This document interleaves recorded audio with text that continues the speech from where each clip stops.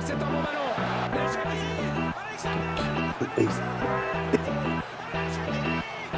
On est bon?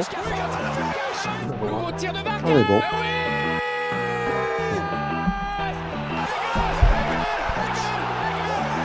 Salut à tous, bienvenue pour ce 24e... Salut à tous, bienvenue pour ce 24e épisode de Hors-jeu, le podcast sur le football suisse. Épisode un petit peu différent cette semaine, puisque les matchs du week-end n'ont pas été les plus passionnants, avec cette Coupe de Suisse qui a commencé pour ce week-end de mi-août. Mais il y a des questions de mercato qui se posent à Lausanne, à Servette. Il y a une sacrée affiche de Coupe d'Europe à préparer du côté de Sion. Il y a un peu de Challenge League qu'on peut évoquer aussi. Donc on va parler de tout ça avec Laurent Antonioli. Salut Laurent. Bonjour, bonsoir. Et avec Steve Guillaume. Salut Steve. Salut les gars. Les gars, pour commencer, juste question simple. Ce premier tour de Coupe de Suisse au mois d'août, on en pense quoi? Steve? Écoute, pas grand-chose dans le sens où la logique a été respectée. On peut faire une petite exception entre Ram et Kriens, mais sachant que Ram joue souvent la première partie du tableau de la Première Ligue promotion et que Kriens est un néo-promu, je suis pas tombé de ma chaise de voir ce résultat. Donc non, écoute, plutôt des résultats logiques, même si Xamax a fortement souffert à Mérin. Laurent? Oui, oui, en effet, en plus, je trouve que tu es bien placé pour en parler. Il y a des équipes qui viennent tout simplement même de commencer l'entraînement, où il y a 2 semaines, 3 semaines, puis qu'ils affrontent des équipes de Super League ou de Challenge League qui sont déjà rodées par le championnat et tout. Donc, on a tout de suite vu qu'il y avait une trop grande différence. Je sais pas comment toi tu l'as senti, Valentin, puisque tu es l'entraîneur d'une équipe qui a affronté une équipe de Challenge League hier soir, enfin hier après-midi, pardon. Non, mais enfin, moi je l'ai dit avant, ça s'est confirmé pendant le match. Pour moi, il y a, enfin, on donne le minimum de chances possible au club amateur de réaliser quelque chose. Déjà qu'il n'y a Ouais, pas, ça. c'est très compliqué pour un club amateur, quel que soit son niveau, même pour un club de première ligue, d'être compétitif face à des professionnels. Si en plus tu mets sur un match à la mi-août, quand tu es encore en période de vacances, quand tu es encore des championnats qui ont pas repris, il y a simplement la Promotion League et la Première Ligue qui ont repris la semaine passée, la semaine d'avant. Deuxième Ligue Inter, ça reprend la semaine prochaine. À Genève, les championnats reprennent la semaine prochaine et la semaine d'après. Bref, on fait rien pour que ce soit possible, pour qu'il y ait quelque chose. On crée pas les conditions pour que ce soit possible. Alors ça peut faire des moments sympas et encore, enfin, on est au milieu de l'été, c'est pas non plus les moments où on arrive à ramener le maximum de monde autour d'un terrain. Est-ce que ce premier tour de Coupe de Suisse à la mi-août, il est vraiment pertinent au-delà de simplement se dire que c'est un rite de passage pour les clubs professionnels, comme ça on les perd pas à ce moment-là. On est sûr de les avoir en septembre pour le tour d'après et ainsi de suite. Moi, c'est simplement ce que je dis. Après, oui, la fête est sympa, quoi. Bah moi, pour rebondir par rapport à ce que tu viens de dire, moi je suis totalement d'accord avec toi. Moi, je pense qu'on pourrait l'amener beaucoup plus tard, ce premier tour de coupe. Puisque de toute façon, c'est un tour qu'on met ça un samedi ou un dimanche. Donc, on pourrait encore faire une journée ou deux supplémentaires de championnat, de Super League ou de Challenge League avant d'amener éventuellement ce premier tour de Coupe de Suisse et laisser en effet un peu plus, on va dire, de compétition dans les jambes et de préparation pour ces petits clubs. Après, j'imagine que la fête était sympa. Je crois que vous étiez à peu près plus de 700 personnes au match ce dimanche pour Stade Lausanne-Ouchy. Donc, moi, je trouve ça génial. Je crois que vous faites une des meilleures affluences, je crois, sur ce premier tour sur Genève. Donc, moi, je trouve ça top. Mais je donne, en effet, de ton avis, je pense qu'on donne aucune chance à ces clubs amateurs d'avoir un bon résultat au final.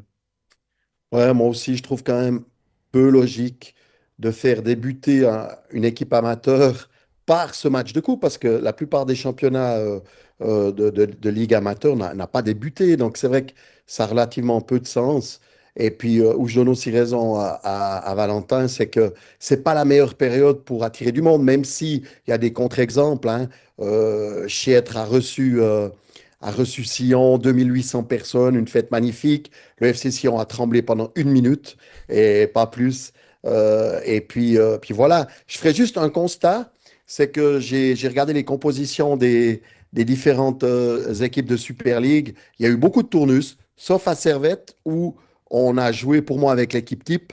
Et je me dis que Servette a peut-être besoin de ce genre de match pour se mettre en confiance par rapport à un début de championnat qu'on peut quand même qualifier de compliqué. Ouais, moi Ouais, je pensais par exemple que Besson jouerait par exemple ce match-là du côté de Bavois. À Lausanne aussi, hein, c'était pratiquement l'équipe type avec juste Fredriksson qui était en défense centrale notamment. Après, on a le jeune Cordier qui est rentré en deuxième mi-temps. Mais par exemple, on a commencé un match où on a mis Dirksy comme latéral gauche. Je pensais que Cordier commencerait par exemple dans cette position de latéral gauche. non, bah, le problème, c'est que tu vois, c'est que ce Tour de Coupe de Suisse, en effet, il arrive un week-end. Donc, enfin, il arrive une semaine après la précédente journée de championnat, une semaine avant. Donc, tu es dans une continuité. Enfin, tu es un club professionnel, tu es aussi en train de prendre le rythme pour ta saison. T'as pas de raison de tout changer, sauf si t'es Sion et que tu joues la Coupe d'Europe 3 jours plus tard. Évidemment, ça me paraît assez logique. On met les clubs professionnels dans un confort, et ça, c'est sans doute assumé, c'est sans doute réfléchi. Mais je pense qu'au-delà de ça, peut-être il faudra un jour se poser la question sur la Coupe de Suisse. Est-ce qu'on peut pas avoir des formules un petit peu différentes? Est-ce qu'on peut pas avoir plus d'équipes au départ? Et puis, alors, quitte à ce que ces premiers tours du mois d'août, ce soit avec des deuxième ligues, des troisième ligues, j'en sais rien, et puis qu'on fasse de l'écrémage plus rapidement. Je sais pas, un peu sur le mode Coupe de France, ce genre de truc. Alors après, peut-être que ça charge un petit peu les calendriers aussi pour les petits clubs. Mais peut-être que tu peux arriver à un truc sympa et tu arrives à l'automne ou au printemps avec des affiches qui sont un peu plus jolies, un peu plus sympas. Et puis peut-être que tu prends un peu plus le risque de perdre des grosses équipes à ce moment-là quand tu as des équipes de Promotion League. On voit que les équipes de Promotion League, quand elles sont rodées, elles peuvent embêter des équipes de Super League ou de Challenge League. On l'a vu suffisamment avec Bienne ces dernières années. Des exemples comme ça où il n'y a plus trop d'écart à partir du moment où tout le monde est un petit peu dans la même dynamique, quoi. Surtout que je dirais que ces clubs de Super League, si on prend le cas de Servette et Lausanne, on est aussi à la recherche, on va dire, d'un contingent, d'un 11 de départ. On cherche des résultats, on cherche des performances, on cherche aussi à créer des automatismes avec ces joueurs-là. Il y en a beaucoup. À Lausanne, il y a des nouveaux. À Servette, bah, on n'avait pas commencé comme on souhaitait au niveau des résultats. Donc, je pense que les entraîneurs ont aussi besoin de ces Mhm. matchs-là, finalement, pour avoir un bon résultat et avoir une bonne performance. Donc, comme on est aussi au début de saison pour ces clubs-là, moi, je comprends que Gourvenec et puis que Elsner aient pratiquement mis des équipes types, quoi. Steve, tu voulais rajouter quelque chose? Non, non, voilà. Et puis bon, bah, tu regardes le tirage en plus de ça. En fait, tu vois bien que, je sais pas s'il est un peu guidé, si Ah, les équipes il est guidé dans le sens où au premier tour, les Super League et le Challenge League sont protégés. Au deuxième tour, les Super League sont voilà, protégés. ouais, exactement. Donc c'est vrai que tout est fait pour finalement amener ces équipes de Super League à la fin, quoi, clairement, quoi. Parce que je regarde, tu parlais des Premier League promotions, Laurent, on est qu'en 16e et il me semble qu'il n'y en a plus que 3. Donc c'est vrai que là, il y a quand même un petit problème de date pour avoir, entre parenthèses, quelques surprises. Mais il y a une des meilleures, donc ça va. Oui, on est content, le FC Bull est toujours dans le coup. Va recevoir Ville, alors c'est pas le tirage le plus sexy, il y aura certainement pas beaucoup de monde, et puis potentiellement, tu as quand même un risque de ne pas passer, ce qui serait quand même un petit peu dommage. J'espère que l'équipe fera l'exploit. Très bien, je crois qu'on a pas mal dit sur la Coupe de Suisse. Ça nous permet juste d'enchaîner dans la continuité de cette Coupe de Suisse. Alors, donc Lausanne qui a éliminé Kosovo-Neuchâtel vendredi soir. Mais en fait, vendredi soir, le plus important du côté de Lausanne, le plus retentissant, c'était pas le match. C'était le cas d'Espotovic. Donc, Despotovic, dont on a tellement parlé ces 2-3 dernières semaines. Content de voir enfin un jeune débarquer, pouvoir avoir quelques minutes. Des entrées qui étaient intéressantes, même si on ne peut pas dire qu'elles étaient concluantes. Enfin, il n'a pas assez joué pour qu'on se fasse un avis définitif sur lui. On n'en fera plus parce qu'il a décidé de démissionner. Alors déjà, au-delà de la méthode, c'est quand même un truc enfin, qu'on n'avait pas vu venir et qu'on sentait pas venir. Démissionner 3h30 avant le début du match, parce que sinon il y avait une clause qui s'activait, donc son contrat est un peu plus blindé que ça. Enfin bref, c'est quand même un cas particulier qui donne matière à discuter, Laurent. Oui, alors encore une fois, c'est compliqué de parler d'une telle situation sans tout connaître, sans connaître le contrat qu'il avait justement avant de faire cette démission. Je parle sous vos oreilles et vos yeux. Moi, c'est la première fois que j'entends le mot démissionner pour un joueur de foot. J'avais entendu transfert, j'avais entendu rupture de contrat, à l'amable, dans les deux sens, éventuellement un prêt. Mais qu'un joueur démissionne, personnellement, c'est la première fois que j'entends ça. Surtout les rumeurs l'envoient en Ligue 2 française. Donc, quelle est vraiment la plus-value de partir de ton académie où tu as été formé, où à la base tu devais faire la préparation avec les 21, mais le coach a aimé ce qu'il a vu et t'a intégré dans la première équipe. Moi, je me pose beaucoup de questions déjà sur le contrat qui a été signé entre les deux parties. Et puis, en effet, est-ce qu'on peut démissionner dans le football? Alors, Steve, toi, tu as même eu la chance de pouvoir signer des contrats avec des joueurs. Je ne comprends pas en fait ce mot, démissionner, personnellement. Écoute, honnêtement, on verra ce que Valentin en sait de cette histoire. Moi, je me suis un petit peu renseigné à gauche et à droite. C'est un peu une surprise de manière générale. Ce que j'ai pu comprendre en lisant un peu entre les lignes, c'est que s'il apparaissait une troisième fois, il y avait un changement contractuel entre le joueur et le LS. Alors, d'un côté, je peux comprendre ce genre d'alinéa dans un contrat. Les clubs essayent de se protéger. Malheureusement, ça se retourne un peu contre eux. En tout cas, du côté de Lausanne, j'ai envie de vous dire que ce n'est pas la première fois. Rappelez-vous l'histoire Letizia, qui s'y jouait un certain nombre de matchs, son contrat était prolongé automatiquement. C'est à double tranchant ces histoires, parce que on sait que un joueur, le foot, tout va très vite. Même s'il reste 6 mois, une année de contrat, il peut se passer beaucoup de choses durant ce laps de temps. Et que, en l'occurrence, pour ce jeune-là, ben, en tout cas, je me réjouis de savoir quel est son conseiller. J'ai été essayer de regarder sur Transfermarkt. Pour l'instant, évidemment, il n'y a rien du tout. Personne ne Alors, connaît Steve, je te réellement. coupe. Moi, je me suis renseigné. Donc, apparemment, c'est une grande agence qui a de nombreux joueurs à l'étranger. Et il fait partie je sais pas comment dire ça, de ces milliers de joueurs qui sont gérés par cette agence. OK. Je n'ai pas le nom, mais c'est une grande agence importante dans le football. Ces grandes agences travaillent avec, ils ont tout le temps ils ont des agents qui sont, en guillemets, dans Dans certaines chaque régions, des pays. agents pour certaines régions. Il y a des agents suisses dans les grandes agences. Enfin, Monzambi a signé avec une grande agence il y a quelques temps. Il y a un agent suisse qui le représente Alors, dans je cette grande crois que c'est agence. cette agence-là, Valentin, d'après ce que j'ai pu comprendre. Voilà.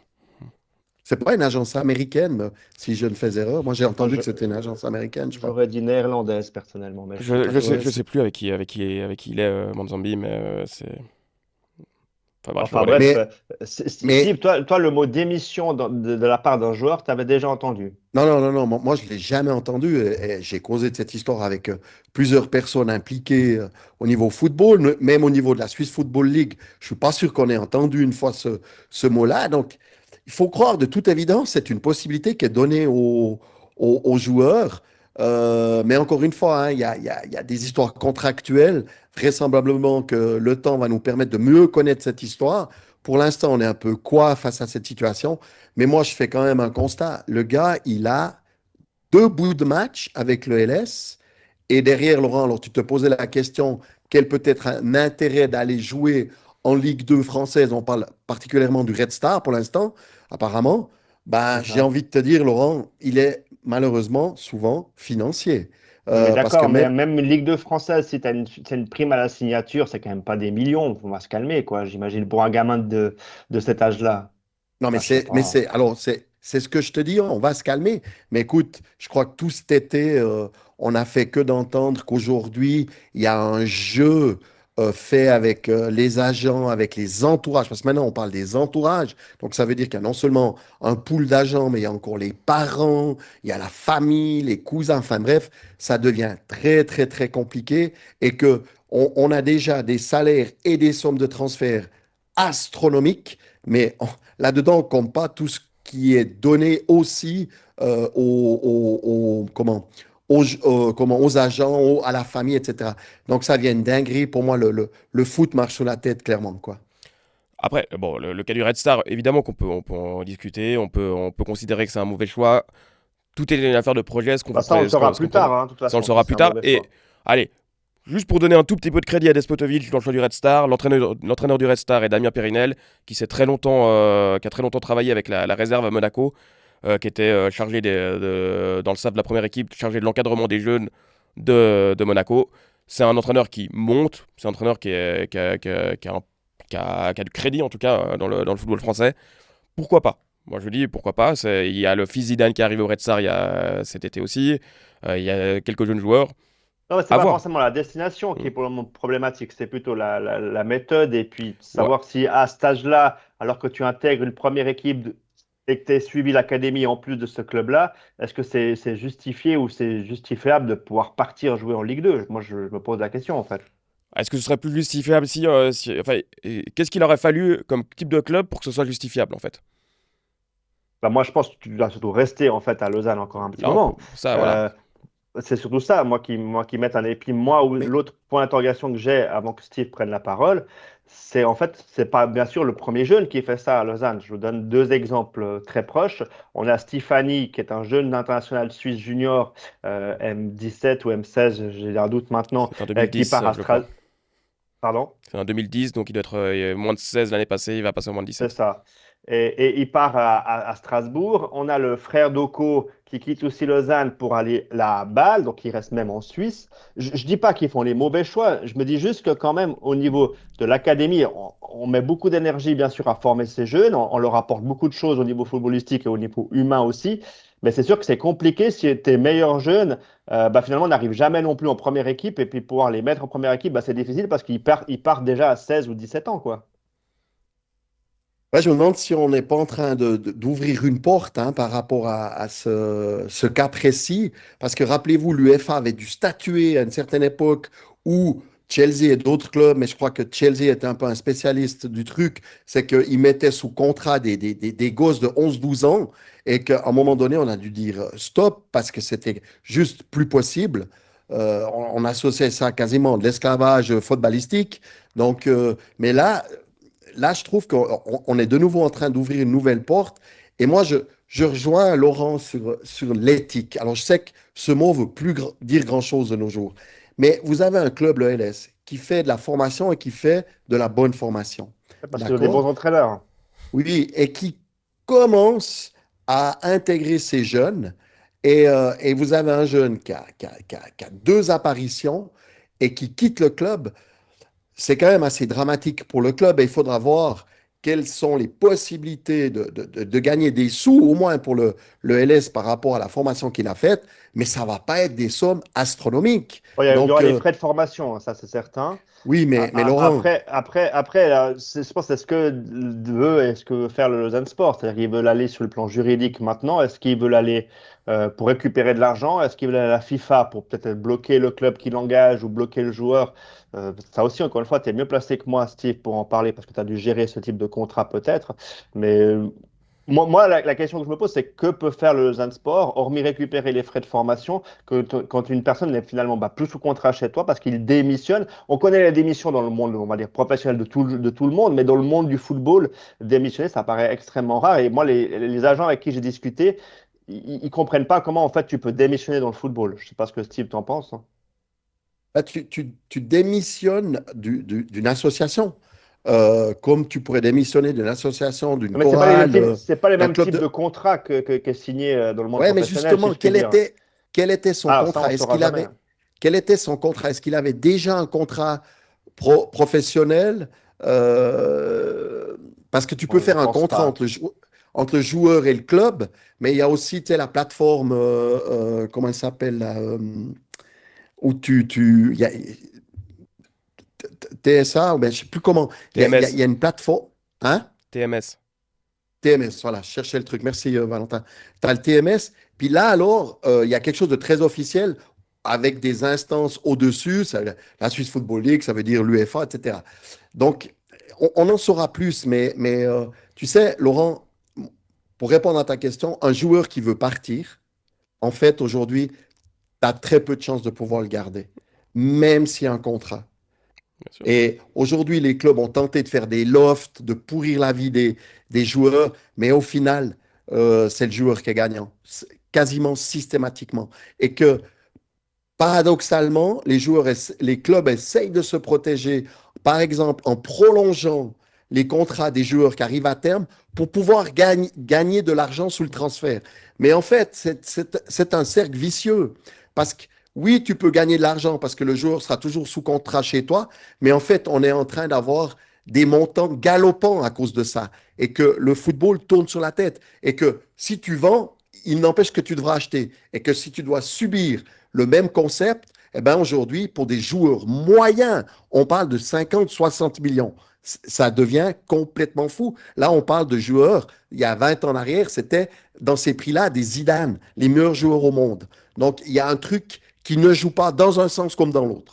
Steve, pour revenir au cas quand même d'Espotovic, alors vous avez parlé de la question de l'éthique, je suis d'accord. Et je trouve que c'est pas très classe en fait, de sa part.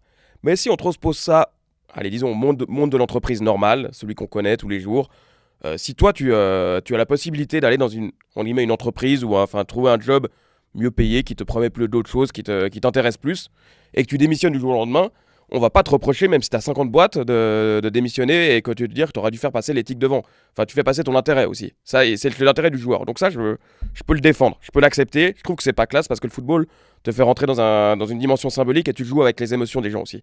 Donc ça, faut quand même le considérer. Mais je trouve que au-delà de ça, on ne parle pas assez de la responsabilité du LS.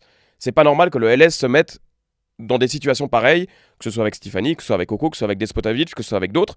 Je pense que c'est le destin normal d'un club suisse de Super League qui s'appelle Servette, qui s'appelle Lausanne, qui s'appelle Bâle ou j'en sais rien, de perdre des joueurs, de perdre des jeunes qui veulent aller voir plus haut. Mais peut-être qu'à un moment, il y a un processus qui doit se mettre en place dans lequel au moins tu essayes de blinder un maximum tes talents. Peut-être que tu vas perdre un petit peu sur certains, que tu vas surprotéger alors qu'ils vont jamais faire carrière. Voilà, tu vas devoir te les traîner pendant quelques années. Juridiquement, je ne sais pas jusqu'où tu peux aller avec des joueurs de 17-18 ans, mais au moins essayer de mettre ces choses en place. Tu crées aussi peut-être quelque chose autour d'eux, un projet autour d'eux. Je prends un exemple, je vois actuellement Servette qui n'arrête pas de communiquer sur les contrats qu'ils font signer à des joueurs de 15-16 ans. Et je pense que c'est simplement une question d'image aussi, de montrer qu'on travaille avec des jeunes et puis qu'on mise sur des jeunes. Ça n'empêche pas qu'il y en ait un qui te la mette à l'envers à un moment ou à un autre. Mais je pense quand même qu'il y a quand même un processus que tu peux mettre en place au moins pour éviter ce genre de situation. Et je trouve que la réponse que Vincent Steinman apporte en disant bah peut-être qu'on ne devra pas trop miser sur les jeunes et plutôt se concentrer sur les mecs de l'extérieur, je suis pas sûr que ce soit la meilleure des réponses à donner dans ce genre de cas. Écoute, Valentin, tu as fait une allusion au monde économique tout à l'heure en parlant de grosses entreprises qui vont chercher des top managers ailleurs.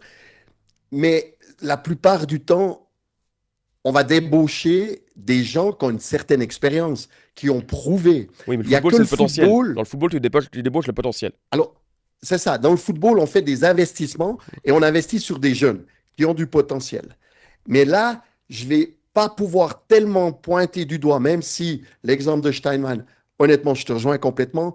Mais là, je trouvais que le LS débutait un nouveau processus avec ces jeunes. Par contre, il paye plutôt sa récente Bien politique sûr. où on avait beaucoup de peine à les mettre et beaucoup de peine à leur faire confiance et par conséquent à leur faire quelque chose de cohérent sur le contrat. Et tu as raison, mais ça, c'est un peu ce que font les clubs qui ont de l'argent. Tout à l'heure, je parlais de Chelsea, on peut parler de plein d'autres, qui ont les possibilités financières de miser sur beaucoup de jeunes et sur certains, ils gagneront et sur d'autres, ils perdront. Est-ce que la Suisse, et en particulier le LS ou Servette, peuvent se permettre de perdre l'argent? Ça, c'est beaucoup moins sûr. Voilà, moi, c'est tout ce que je voulais dire et je pense que Laurent a certainement d'autres choses à dire. Non, mais moi, ce que je comprends pas bien, c'est que pour une fois que justement qu'on a critiqué cette politique lausannoise pendant des années parce qu'il n'y avait pas assez de jeunes qui arrivaient en première équipe, là, c'est un jeune de ton académie que tu as amené en première équipe et qui part. Donc ça va devenir compliqué. C'est-à-dire que même quand tu fais confiance à un de tes jeunes, que tu lui montres qu'il a un potentiel et que tu peux croire en lui, bah, c'est lui qui part. Donc ça devient compliqué maintenant, même pour un club comme Lausanne, de faire, on va dire, confiance à tes propres jeunes. Parce que même tes propres jeunes, il quitte on va dire le bateau au moment où on lui donne sa première chance. Alors qu'avant, on pourrait dire, bah, ils partent de Lausanne parce qu'ils voient que c'est toujours bouché en première équipe. Bah, là, pour la première fois, c'était un peu l'inverse. C'est ça qui est un peu incompréhensible. Oui, non, mais ça Moi, c'est si je après. peux me permettre, Ouais, vas-y. si je peux juste me permettre, puisque ben voilà, j'ai quand même été joueur à l'époque, à mon époque, alors Tu as vous allez des images de rigoler. ça? Parce que moi, Non, j'ai non, jamais mais, ça. non, mais au niveau contractuel, parce qu'on avait déjà des contrats lorsqu'on était joueur professionnel, il y avait peut-être une petite différence avec ce qui se pratique maintenant, et je me demande si la pratique actuelle est bonne. On voit que ça met dans l'embarras certains clubs. C'est que à mon époque, lorsque tu faisais tant de matchs, en fait, tu avais un autre statut sur le plan financier. et que ça garantissait aussi à ton club formateur de nouveaux revenus. Par contre, il n'y avait rien sur des prolongations de contrats. Et moi, je vois avec le LS, il devrait vraiment se poser beaucoup de questions. On a vu avec Letizia, qui est quand même un autre statut que Despotovic, que ça a mis dans l'embarras le LS, puisqu'il refusait de jouer, d'accord, pour pas arriver au quota de match. Donc aujourd'hui, cette clause-là, à mon avis, les clubs pensent se protéger, mais ils se foutent dans la merde, clairement. Donc là, il y a certainement, et là je te rejoins Valentin, quelque chose à revoir au niveau contractuel au LS. Et puis, regardez, j'ai l'impression qu'il n'y a qu'en Suisse romande qu'on parle de ça. Alors, peut-être que je ne connais pas assez ce qui se passe en Suisse allemande, néanmoins, je suis quand même pas mal au courant. Il me semble qu'on n'a pas ce genre d'histoire. Oh, t'as quand même des. Alors, peut-être que pas dans les mêmes timings, mais t'as des joueurs qui partent en Bundesliga, qui partent dans les clubs. Ça existe aussi. Enfin, sans doute, c'est un peu moins exposé, ou alors on les voit un peu moins en première équipe. Là, le cas d'Espodovic, en effet, ça a un côté symbolique par le fait qu'il venait de jouer 2 matchs en première équipe, participer à 2 matchs en première équipe. Donc, c'est là où c'est un peu frustrant. Maintenant, je pense quand même que le destin de clubs de Super League, notamment ceux qu'on connaît, donc Servette, Lausanne, Sion, etc., c'est pas forcément de garder tous tes talents. Tu pourras jamais garder tous tes talents. Parce qu'il y aura toujours, si c'est des top talents, il y aura toujours des clubs d'étrangers qui viendront les chercher et ils arriveront à convaincre ces joueurs-là de venir. Ce que je veux dire, c'est que c'est pas parce qu'il y a eu ce cas d'Espotovic que ça doit remettre en cause toute une politique globale et que tu peux pas faire mieux dans une politique globale. Je pense que c'est bien, ce que l'intention de Lausanne, qui est proclamée en tout cas de travailler avec des jeunes et dont on en voit un petit peu maintenant, elle est bonne et c'est le bon chemin à suivre. Il y aura des erreurs de parcours, il y aura des joueurs qui décideront de partir à un moment ou à un autre parce qu'il y a des sirènes de l'étranger, parce qu'en l'occurrence ils sont bien formés ou alors c'est des top talents et donc ça tu peux peut-être pas les garder. Mais je pense qu'il y a quand même toute une masse de joueurs que tu peux garder, que tu peux promouvoir et à laquelle tu peux donner une chance en première équipe. On a des viviers, hein, qu'on soit à Lausanne, qu'on soit à Sion, qu'on soit à Lausanne, qu'on soit à Servette. On avait des viviers de joueurs sur lesquels on va pouvoir miser, hein, quoi qu'il en soit. Je suis d'accord, forcément, Valentin, c'est tout ce que tu viens de dire. Maintenant, si on voit la politique lausannoise de cette saison, même dans les transferts, c'est que des jeunes qui sont arrivés. Corodier, c'est 20 ans, Fredriksson, c'est 21 ans, Molembe, même en prêt, c'est 18 ans. Et puis, on a eu quand même ce Bas Mendes qui a été lancé totalement par Lucas Sellner. Et puis, lui, il a décidé de prolonger son contrat avec Lausanne, alors qu'on parlait de lui à Bâle, à Zurich. Donc, je pense que c'est aussi beaucoup de ton entourage. Bien sûr. Comment, peut-être aussi Lausanne a peut-être parlé avec Bas Mendes, lui a dit maintenant on va te laisser 1 année, 2 ans pour t'imposer, et puis ensuite on te laissera partir, je ne sais pas, en France ou ailleurs, j'en ai aucune idée. Donc je pense que ça dépend aussi peut-être comme disait Steve avant, de ton agent, de ce que toi on Oui, t'a expliqué comme projet. Absolument. Et puis là, Bas Mendes, il a préféré prolonger parce qu'il a senti qu'on lui avait laissé une porte ouverte pour s'imposer en première équipe, quoi. mais peut-être que le potentiel plafond qu'on identifie à Bamendes est un peu en deçà de celui qu'on peut identifier à Despotovic. Peut-être que Despotovic, on lui promet beaucoup d'autres choses. Ça ne veut pas dire qu'il va y arriver. Ça veut dire on voit en lui quelque chose qui est peut-être un petit peu plus grand que Bamendes et que lui se voit aussi peut-être un petit peu plus grand. Écoute, voilà, comme tu dis, question d'entourage. Il y a plein de questions qui interviennent là-dedans.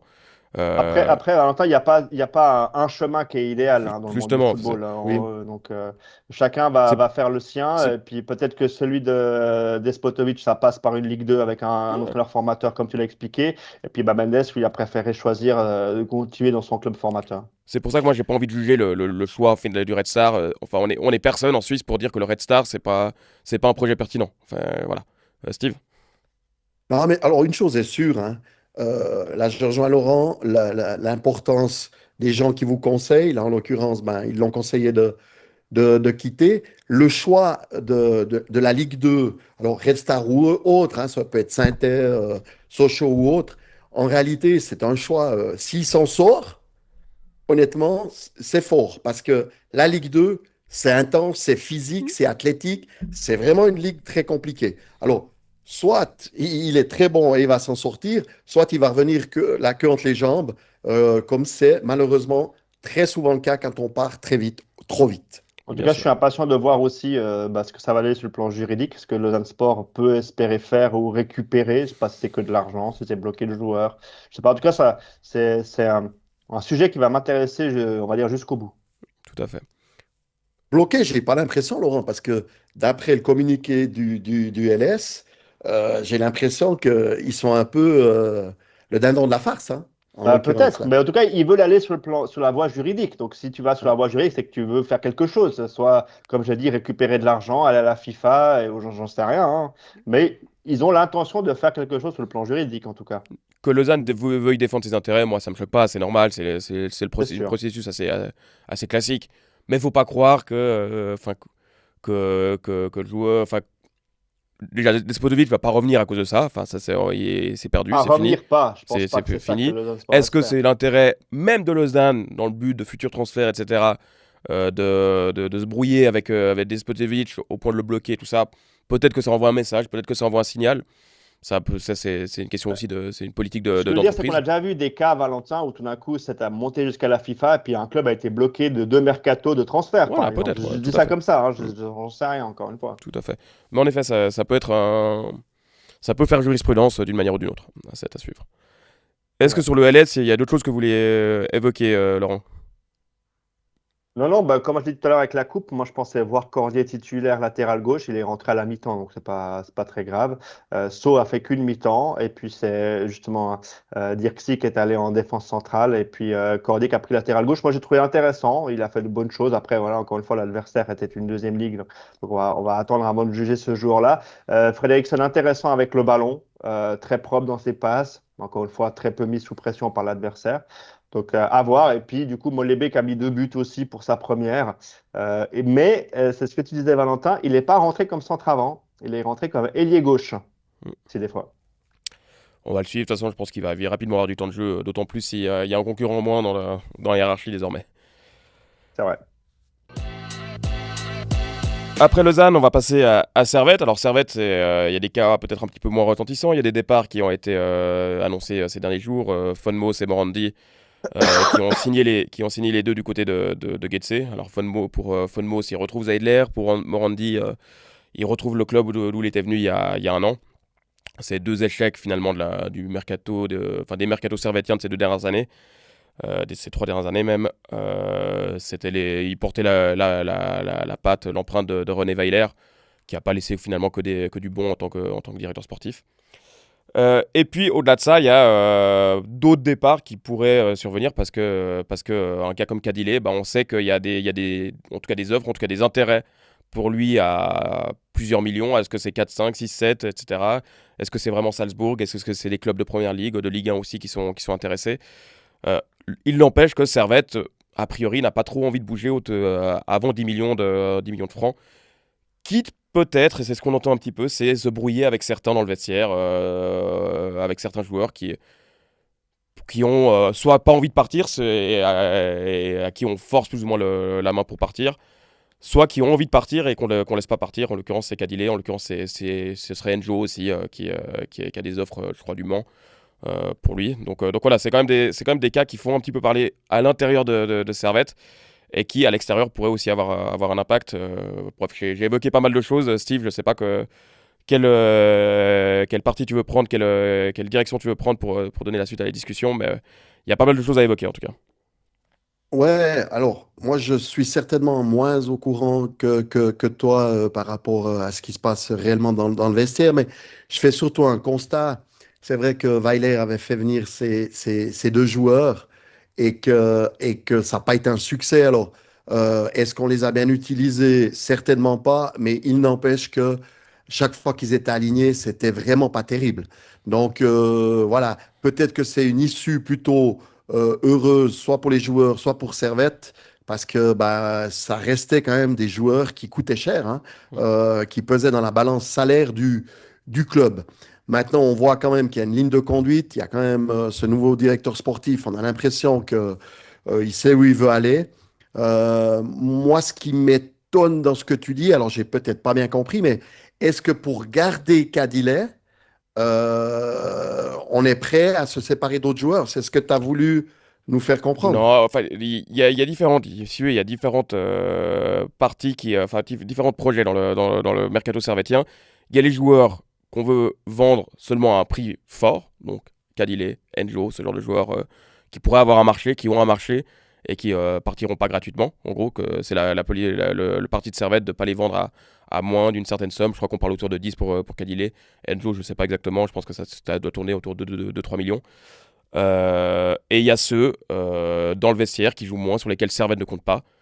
On peut avoir, j'en sais rien, un Séverin, un Braun qui n'était pas convoqué encore. Il peut y avoir des joueurs comme ça, sur lesquels on aimerait bien pouvoir les faire sortir, mais c'est des joueurs qui ont un contrat et qui n'ont pas forcément envie de partir de Servette alors qu'ils sont, ils sont sous contrat, quoi. Donc c'est un peu ça la situation. Ouais.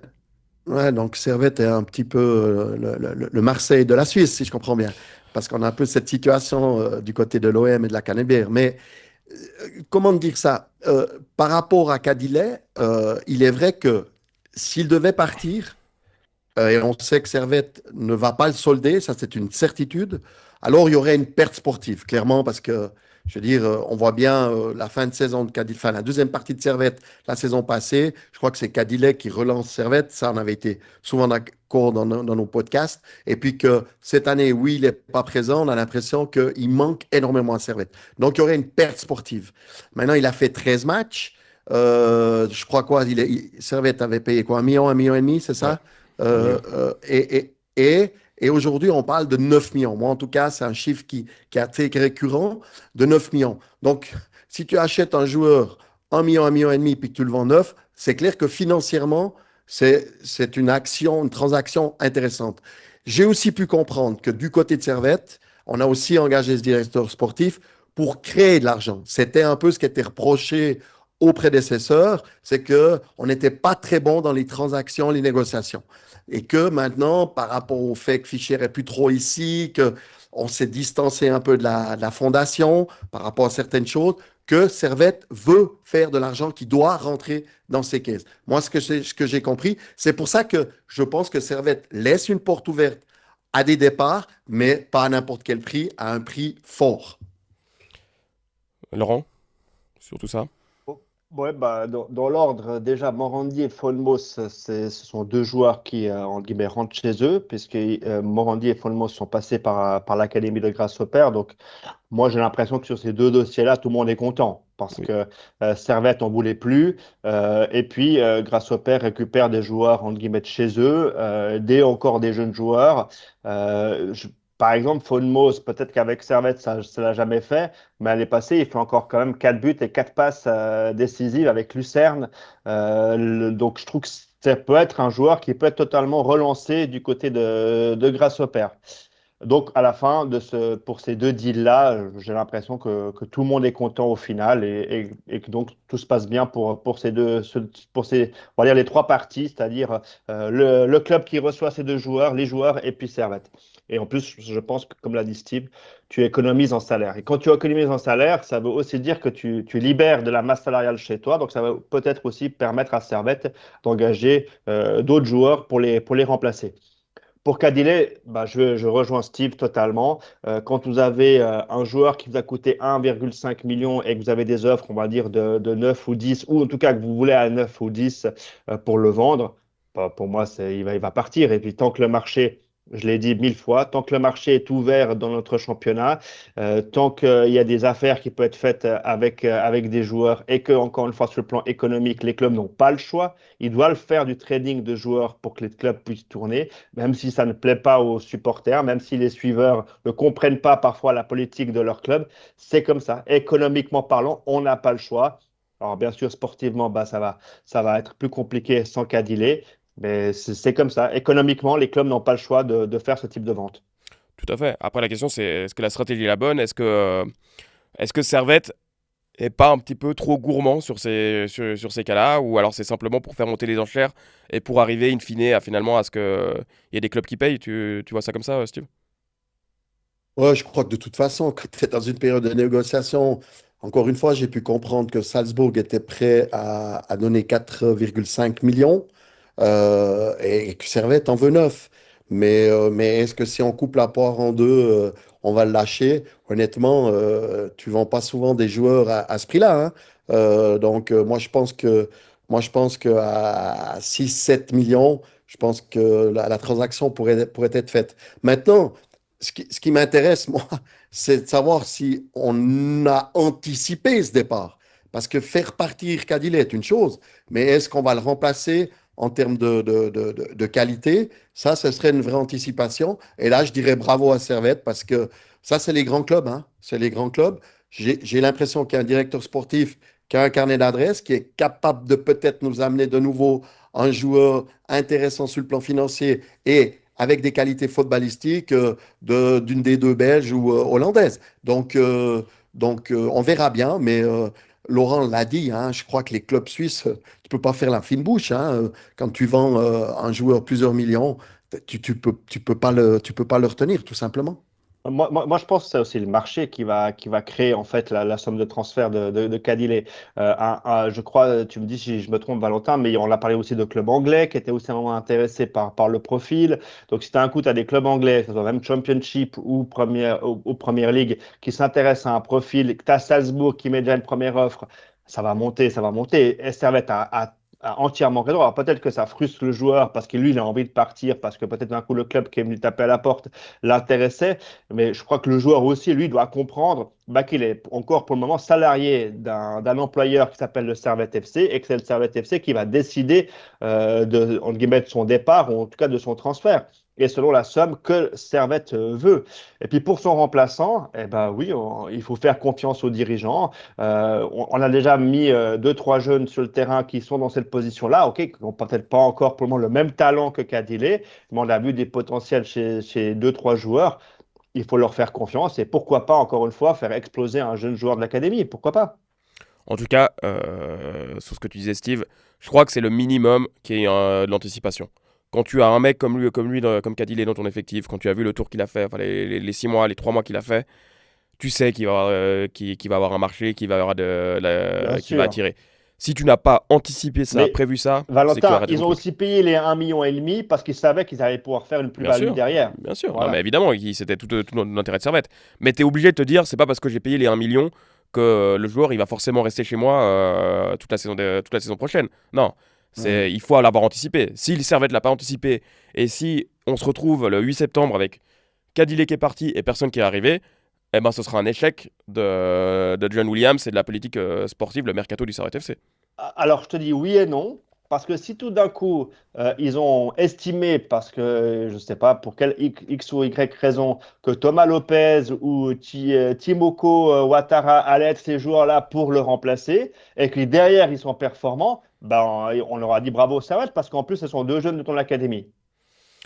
Ouais, Je suis d'accord avec toi, Laurent, mais ça s'appelle des paris, Laurent. ouais. Mais Euh, la Suisse fait que des paris, Steve. Tu oui, ne connais pas un club qui fait venir un joueur et que ce n'est pas un pari. Il faut se rendre compte de ça, qu'on on n'a pas une masse financière en Suisse pour prendre des joueurs qui sont assurés, entre guillemets. Quand ils vont chercher Cadillet, je ne vais pas dire qu'il est en échec, mais c'est pour le relancer. C'est un pari, Cadillet, au départ. euh, oui, mais tu vois, Ouattara, on l'a dit sur le dernier podcast, je veux dire, quand il est revenu à Servette, il jouait avec les moins de 21. Donc, j'entends, oui, oui et non. Moi, alors, toi, tu es l'avocat et tu as bien raison, des jeunes, mais moi, je suis un vrai supporter qui adore voir des jeunes s'exprimer. Mais il y a quand même une réalité, c'est qu'aujourd'hui, Servette est sous la barre, qu'on a vu comme ça a été compliqué le début de championnat, et quand même que, au-delà des intérêts financiers, il y a aussi des objectifs sportifs à atteindre. Et quand on parle euh, euh, d'anticipation, Valentin, quand Kuteza a quitté Servette, on n'avait rien anticipé. On a réagi sur le mercato hivernal en faisant venir Cadillet. Donc, j'espère que John Williams aura fait le nécessaire parce que je suis OK avec ces jeunes et que peut-être ce sera merveilleux. On ne peut pas d'un côté regretter le départ de Despotovic et puis en même temps dire on ne peut pas donner la chance à un jeune à Servette. Il faut qu'on soit dans une certaine logique. Je le suis, mais il n'empêche que Servette, sans Cadillet, on voit que c'est plus compliqué. Alors j'espère que l'avenir nous donnera des réponses très favorables sur l'intégration des jeunes, mais il n'y a aucune garantie, Laurent. Non, et puis, et si tu te retrouves à vendre Cadillet 7, 8, 9, 10 millions, quel intérêt de vendre un joueur quand tu as de l'argent dans les caisses? C'est pas pour le réinvestir derrière, alors, sauf s'il y a d'autres projets. Mais il faut, enfin, a priori, c'est quand même ça l'idée. Maintenant, je te dis pas que si tu vends Cadilé, tu dois avoir Cadilé bis, le profil Cadilé bis. Tu peux avoir j'en sais rien, un neuf qui soit plus établi. Tu peux avoir un milieu qui soit plus établi. Tant que ça rentre dans ton animation et puis qu'en effet sur ces postes peut-être déliés, tu t'imagines jouer avec Lambourde Lopez, Lambourde Ouattara, ou Ouattara Lopez, Lambourde Andiz, j'en sais rien, on peut tout imaginer. Pas de souci. Tant qu'il y a une cohérence, tant qu'il y a de la planification.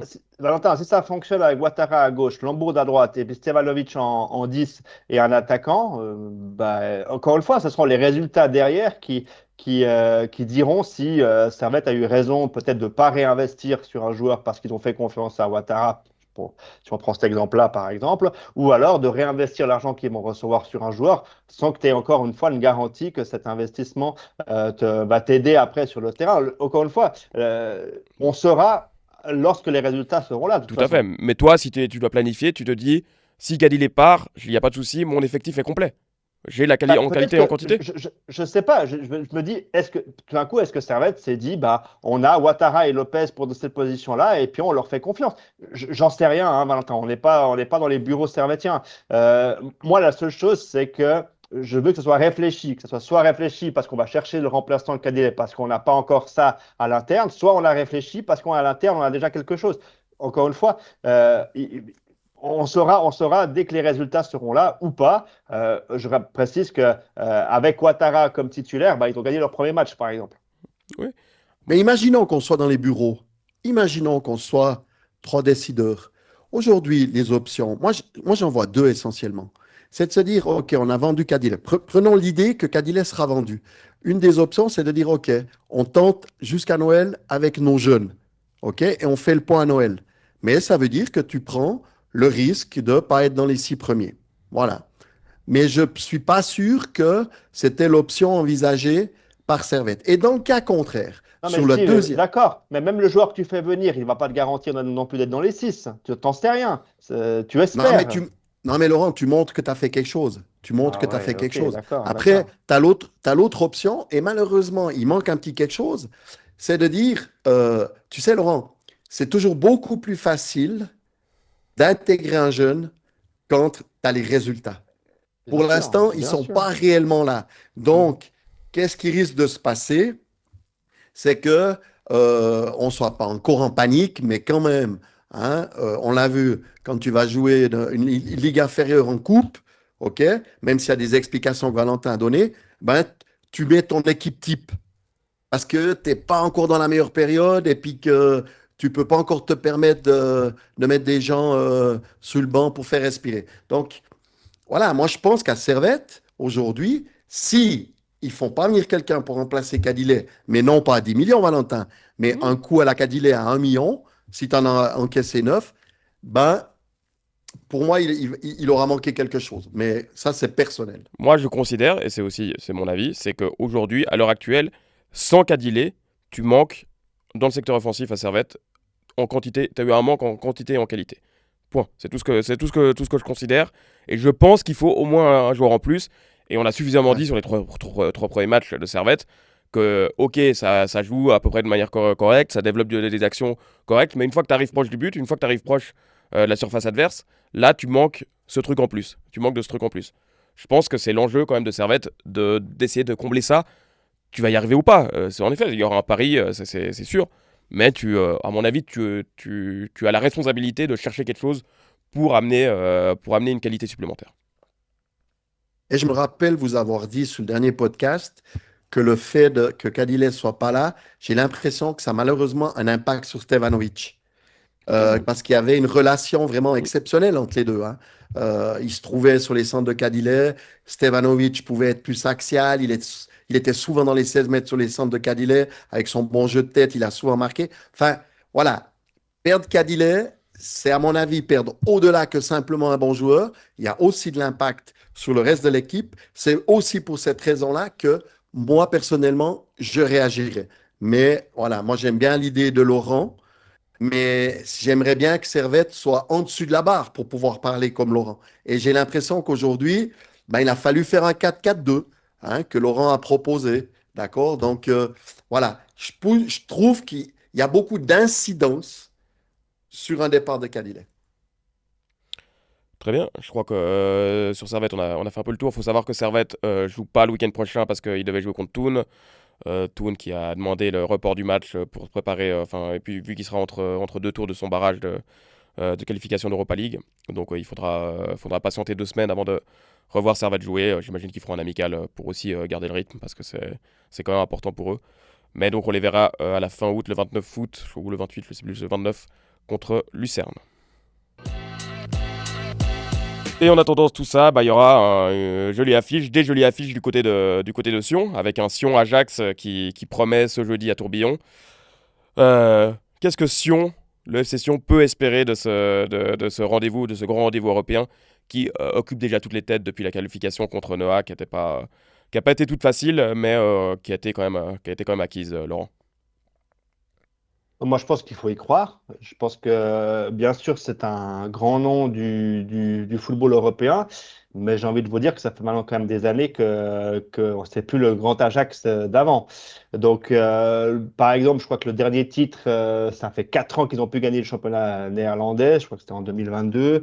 Ensuite, au niveau des Coupes d'Europe, je crois que la dernière grosse performance, c'est en Ligue Europa contre l'AS Rome en quart de finale en 2021. Donc, non, non, c'est une belle équipe. C'est encore une fois, c'est un beau nom. C'est un club forcément que j'aime beaucoup parce que ça travaille beaucoup avec les jeunes et avec son académie.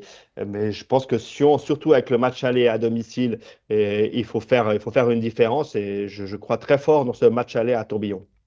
Avant de te lancer, Steve, juste pour faire un peu un round-up de ce qu'on peut voir dans cette équipe de l'Ajax. On a Ter Stegen au but, donc dans les joueurs qu'on connaît, Caio Henrique, l'ancien latéral gauche de Monaco qui est allé là-bas. Il y a Oscar Gluck qui était notamment passé par Salzbourg, Dolberg en pointe, Berghuis, Davy Klesson. Et là, je vois que ce week-end, il y a un jeune de 2009, un certain Wazan, qui a marqué un but dans le match nul 2-2 contre Renven.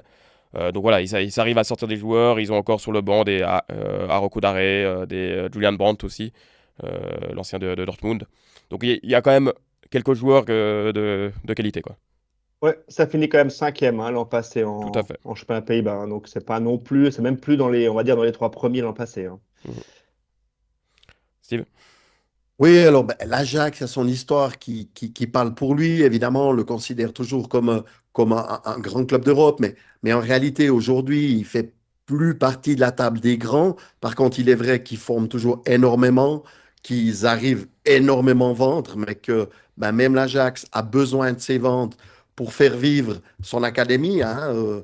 Il y a vraiment d'anciens pros qui sont passés par l'Ajax, qui sont à la tête des équipes de jeunes. Cette académie, il y a un gros coût. Donc voilà, ils doivent vendre pour faire vivre leur académie. Il y a une sorte d'autofinancement pour ça. Et puis que pour moi, c'est la fête. C'est une fête, c'est extraordinaire. Je veux dire, du côté du Valais, pour moi, peut-être vous me direz si je me trompe, mais une des dernières grandes équipes, c'était Liverpool qui était venu.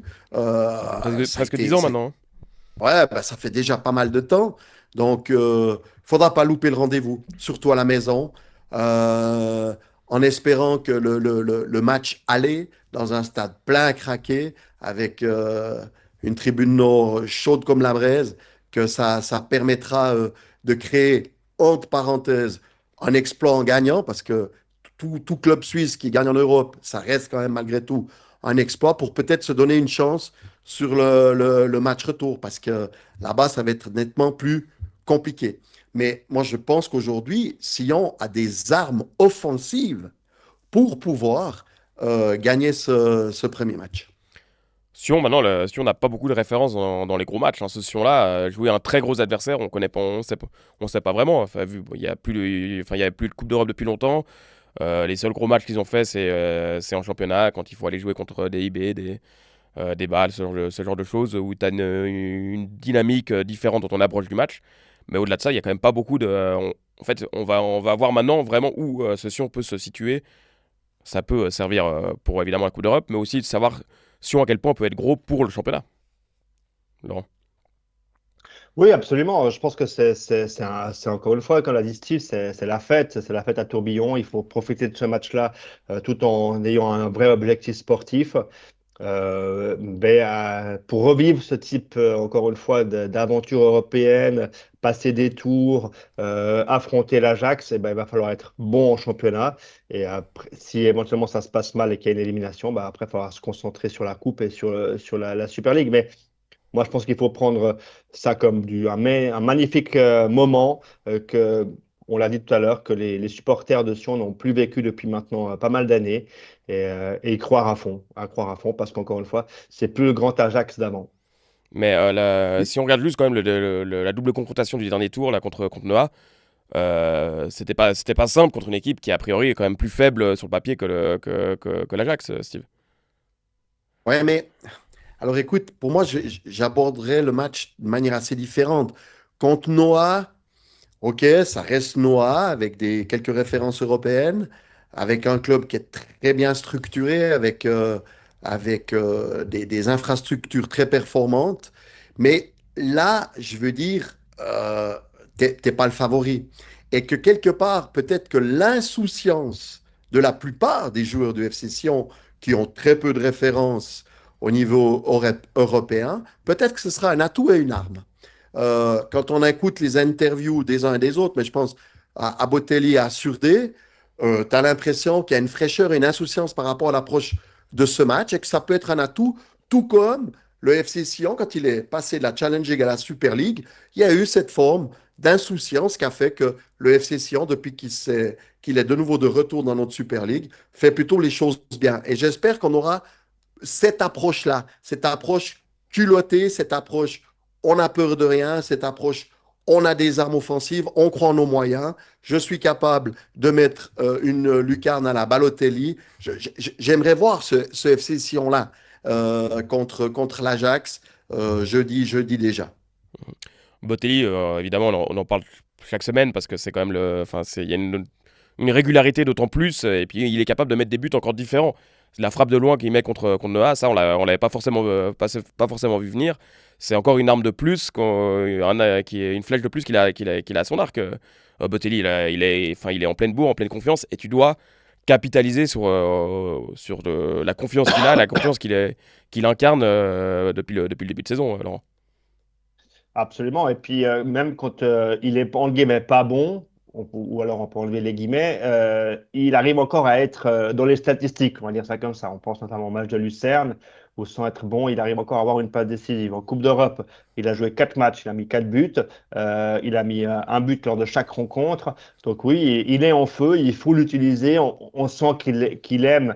En plus, ces moments européens où on va dire, toute la lumière est faite sur Sion et du coup sur lui, parce que les attentes sont très grandes pour ses performances, pour aider le club à gagner des matchs, et puis également parce que, encore une fois, on l'a dit, on le répète, il y a un investissement qui a été mis quand même important sur lui par le FC Sion et ses dirigeants, et qu'à la fin, il y aura une recherche de retour sur investissement. Alors, je peux prendre la balle au Vas-y, bon, Valentin, mais vas-y. ouais, alors, tu vois, j'aimerais faire un lien entre ce dont on a discuté tout à l'heure Despotovic et puis Botelli. Aujourd'hui, Botelli pourrait prétendre, et peut-être qu'il y a déjà des offres pour Botelli, mais que la situation de Sion et des gens qui sont à la tête de ce club est quand même un petit peu différente. On sait que les Constantins, certainement qu'à un moment donné, voudront faire de l'argent, mais qu'aujourd'hui, ils vont prioriser les résultats. Ils aiment le foot, c'est une famille qui aime le foot, et que pouvoir revivre des émotions à haute dose et haute intensité, je pense qu'ils vont ils vont pas mettre en priorité la vente de Botelli sur cette saison. Peut-être qu'à Noël, on verra les choses différemment. Mais là, aujourd'hui, Botelli, c'est le facteur X de Sion et que personne parle d'un départ pour l'instant. Et surtout, ce qui est rassurant, c'est les propos de Botelli, où tu vois qu'il le dit clairement, j'ai besoin de jouer et j'aime bien la gestion de Tolo et du FC Sion par rapport à ce joueur. Rappelez-vous, on ne lui donnait rien l'année passée. La plupart du temps, il était joker. Et on voyait déjà le potentiel, Valentin, on est d'accord. Bien sûr. On lui voyait déjà du potentiel.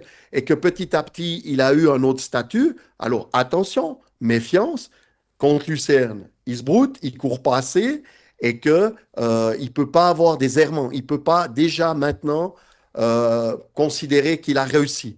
Il est sur le chemin, il est sur la bonne voie, mais il doit rester humble, beaucoup travailler et qu'une belle carrière lui est promise si dans la tête, ça fonctionne. Parce que les pieds, comme tu l'as dit Valentin, il y a cette frappe de l'extérieur. Alors, moi, je ne suis pas tellement étonné parce que rappelle-toi, j'avais fait une comparaison entre lui et Manzambi en disant que je trouvais qu'il y avait beaucoup de choses qui étaient ressemblantes ces deux joueurs. Et plus je les vois jouer, plus j'ai l'impression que c'est des frangins. Donc voilà.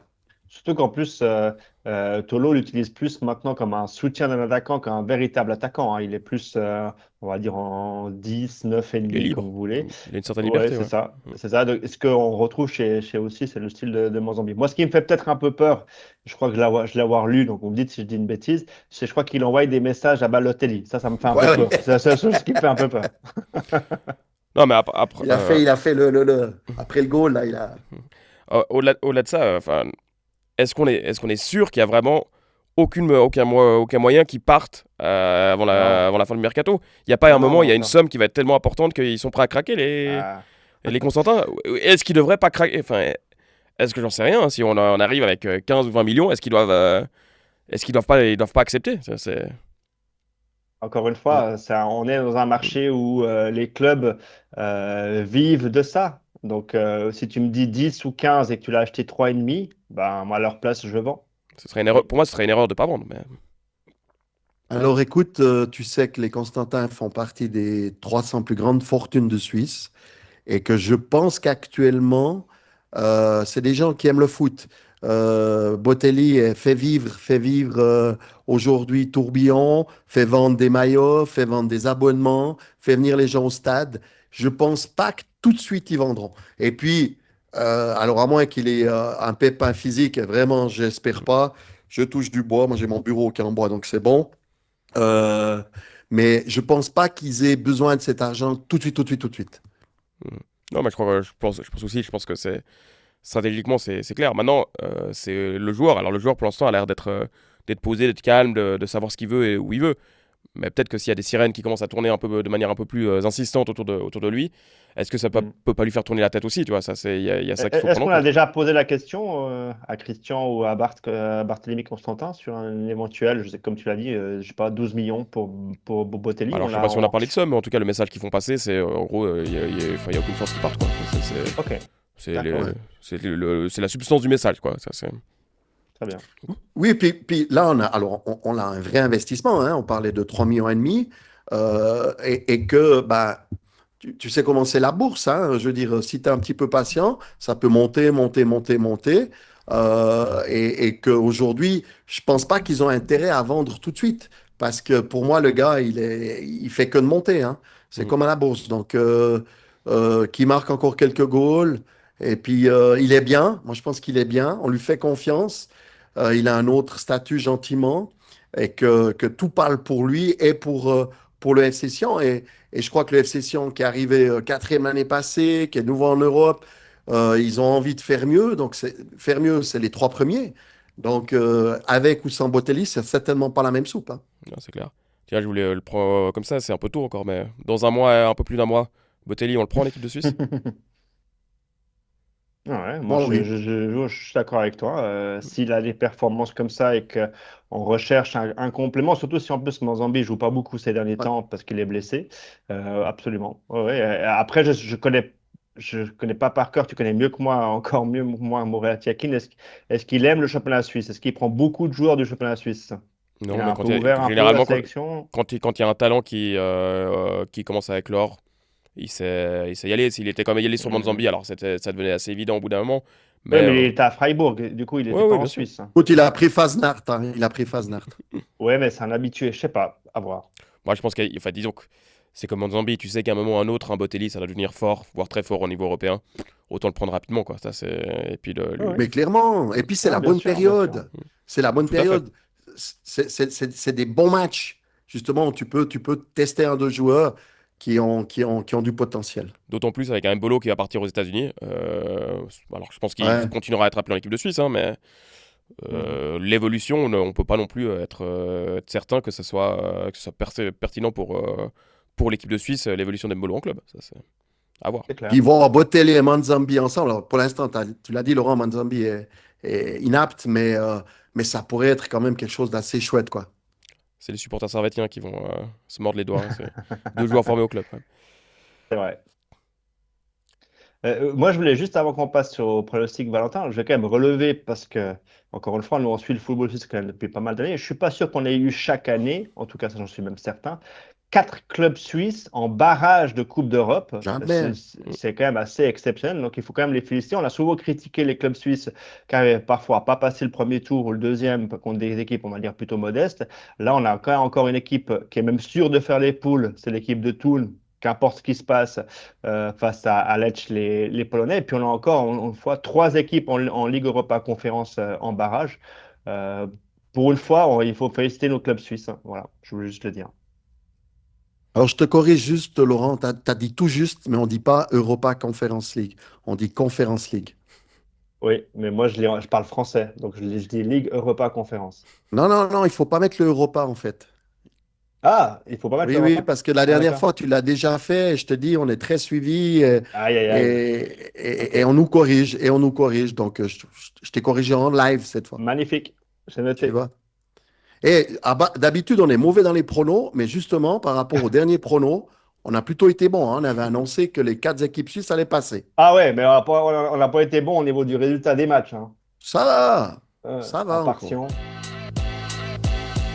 Bon, on va y passer à ces pronostics et ça donnera l'occasion de parler un peu de Challenge League. Juste d'abord, le premier pronostic qu'on va donner, c'est quand même celui sur le Sion-Ajax de jeudi soir. Donc c'est jeudi soir 20h15 à Tourbillon.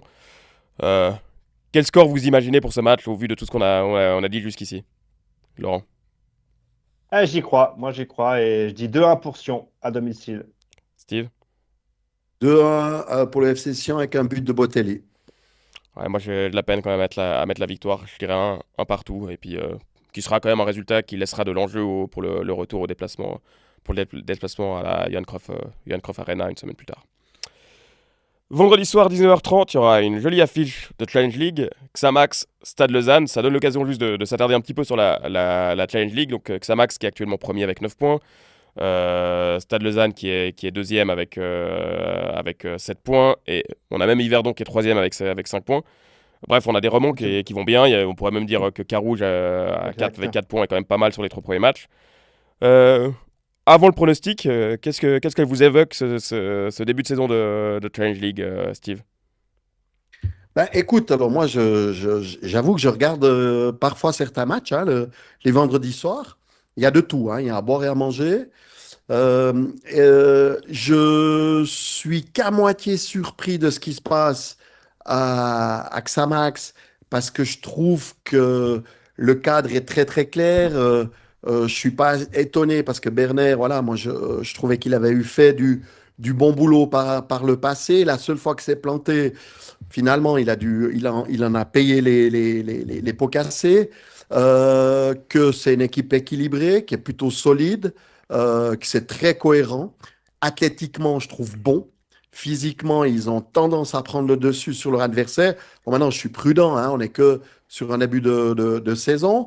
Stade Lausanne, alors, moi, j'ai vu tellement bien jouer Stade Lausanne, et c'est vraiment une équipe que j'apprécie sur le fond de jeu, mais il y a toujours pas mal de mouvements sur les mercatos. Ce que j'ai vu pour l'instant, je trouve bof. Je trouve qu'ils peuvent mieux. J'ai vu Stade Lausanne mieux jouer, mais Laurent en parlera certainement mieux que moi. Mais ce qu'on me dit de Stade Lausanne, les suiveurs qui suivent encore plus que moi, c'est qu'ils ont individuellement vraiment des bons joueurs et une très bonne équipe qui devrait vraiment jouer les premiers rôles. Et puis, Yverdon, bah, écoute, il y a un gros mercato, il y a un staff technique impressionnant. Donc voilà, j'ai aussi vu des bons passages, comme des passages ennuyeux. Euh, mais ce qui me fait plaisir, c'est que le foot roman est à la fête en Challenge League pour l'instant.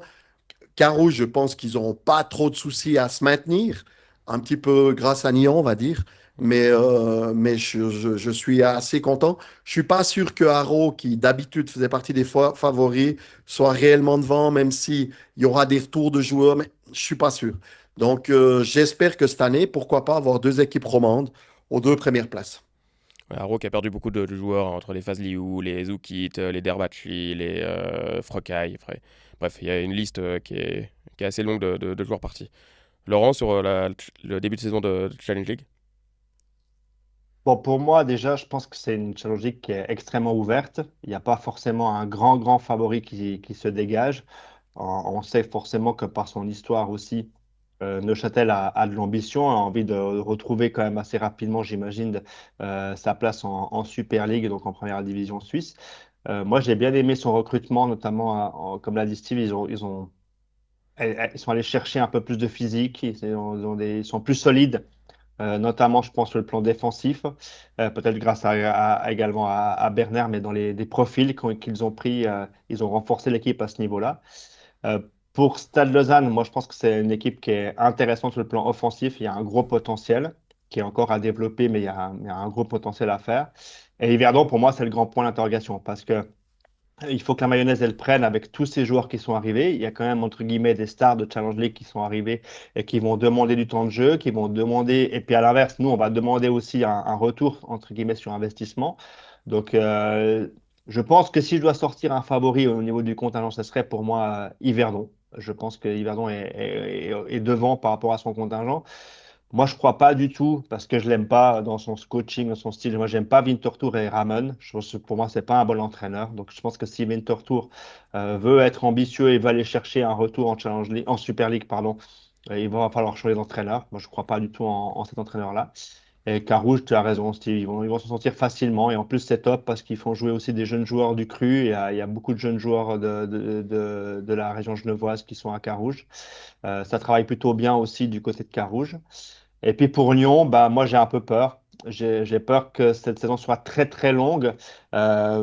J'espère que le travail à long terme de l'entraîneur va payer. Ce que j'espère aussi, c'est qu'on va le laisser travailler, qu'importe les résultats. Parce qu'ils ont fait un choix politique de faire jouer des jeunes, ce qui est très très bien. Ça donne de l'expérience, des minutes pour progresser, pour apprendre le métier à plein de jeunes de Servette et de Sion notamment, qui sont les deux clubs avec lesquels ils ont le plus travaillé durant cet été. Mais je pense que ça va être difficile, ça va être très très compliqué pour Lyon. Non, c'est clair. Moi, je vais être très honnête, hein, j'ai vu que des matchs de Stade Lausanne, les trois matchs de Stade Lausanne, pas les autres, pas de Xamax, pas d'Yverdon, ni de Carouge d'ailleurs. Tiens, petite parenthèse à Carouge, en Coupe de Suisse, l'autre jour contre Colébossi, retour au jeu de Boris Espedes après un an de suspension. Alors, je pense qu'il n'est pas encore en grand rythme, mais ça peut être, enfin, il peut avoir un impact important dans une équipe de Challenge League. Ça reste, il a 31 ans et c'était un joueur qui était tout à fait établi en Super League avant sa suspension pour un contrôle antidopage positif quand il était avec la Bolivie. Et avec un recours il avait fait recours devant la FIFA, un recours qui avait été accepté par le TAS et qui lui avait permis de réduire ses suspensions. Juste sur Stade Lausanne, quand même, je trouve que ce que je vois depuis le début de saison, je trouve que collectivement c'est très intéressant. Alors évidemment, c'est très tourné vers l'avant. Tu joues avec presque 3 défenseurs et 7 joueurs offensifs quasiment. Même si dans les défenseurs il y a quand même des bons joueurs. Le nouveau Moussadek qui est arrivé, je trouve que c'est un défenseur qui est intéressant. Je trouve que collectivement, c'est quand même plus développé que beaucoup d'autres équipes. Ils savent faire beaucoup plus de choses et en plus, ils ont des individualités qui sont performantes. Après, voilà, ça dépend si Barr reste jusqu'à la fin. Ça dépend. Je crois que le Cobelso qui est arrivé était quand même un joueur très intéressant. Ronaldo Freitas a aussi des qualités qui peuvent être très utiles à une équipe et ils ont fait venir un joueur de Vaduz en fin de semaine passée, donc c'est un attaquant aussi. Donc ils ont quand même des arguments et je trouve que l'équipe joue de manière intéressante. Il faudra simplement être capable d'être efficace sur la durée et pas perdre des points qui pourraient éviter de perdre, quoi. Donc voilà. Ça nous ramène à nos pronostics pour ce match de haut de tableau de vendredi soir. Xamax, Stade Lausanne. Steve, qu'est-ce que tu mets? 2-2. Laurent? 2-1 pour Stade Lausanne. Et moi je mets 3-1 pour Stade Lausanne aussi. Je crois que Stade Lausanne est quand même comme je disais, collectivement mieux armé. Et puis, dernier pronostic de cette semaine. Donc, j'ai rappelé que Servette ne jouerait pas, que Sion jouera contre Getse, je crois, ce week-end, dimanche. Mais surtout, samedi, Lausanne va à Lucerne à 18h. Et on verra s'il y a de la continuité après des bons et après des résultats positifs contre Bâle, contre IB. Laurent, comment tu vois ça? Oh, moi, je vois Lausanne être dans sa philosophie actuelle d'être solide défensivement. Donc, j'ai dit un partout à Lucerne. Steve? Écoute, Lucerne doit faire des points, hein, donc allez, 2-1 pour Lucerne. Juste, Valentin, toutes les équipes engagées en Europe ne joueront pas ce week-end et la date du match de Gateshead n'est pas encore connue. Le seul Oui, match qui pardon, aura mince, dit, oui, c'est juste. ouais, le seul match qui aura dimanche, c'est IB Vaduz en fait. Oui, oui, tout à fait. Je me suis emmêlé les pinceaux, vous t'as raison. Avec ce calendrier qui est difficile, donc on a une journée très restreinte le week-end prochain. Et moi, Il je y a mets 2 ou 3 aussi, matchs. je pense que Lucerne va lancer sa saison. Je pense que Lausanne va pas prendre de points cette fois-ci. Et une victoire 1-0 de Lucerne, je vois ça assez bien. Donc voilà, on a fait un petit peu le tour. Il n'y avait pas de match de championnat ce week-end, mais pourtant on arrive quand même à parler, à évoquer pas mal de sujets. Il y a quand même des sujets qui font parler, qui font discuter sur cette Super League. Et il y avait de quoi faire finalement. Très bien. Nous, on va se retrouver évidemment la semaine prochaine avec une journée un petit peu réduite, mais il y aura eu de la Coupe d'Europe, il y aura peut-être de l'actualité en plus. J'en profite pour vous remercier. Il y a toujours plus d'auditeurs, de gens qui nous regardent aussi en vidéo sur YouTube. On voit les chiffres monter progressivement et donc on vous en remercie avec plaisir. N'hésitez pas de toujours nous envoyer des questions, de nous mettre des commentaires sur Spotify, sur YouTube ou autrement sur les réseaux sociaux. On les prend avec plaisir et on en discute avec plaisir derrière. Si on les répond pas directement, en tout cas on s'en inspire pour nos sujets, pour nos discussions de début de semaine. Alors merci à tous et puis je vous souhaite une bonne semaine les gars. Merci à Bye bye, toi. à bientôt. Bye bye. À bientôt.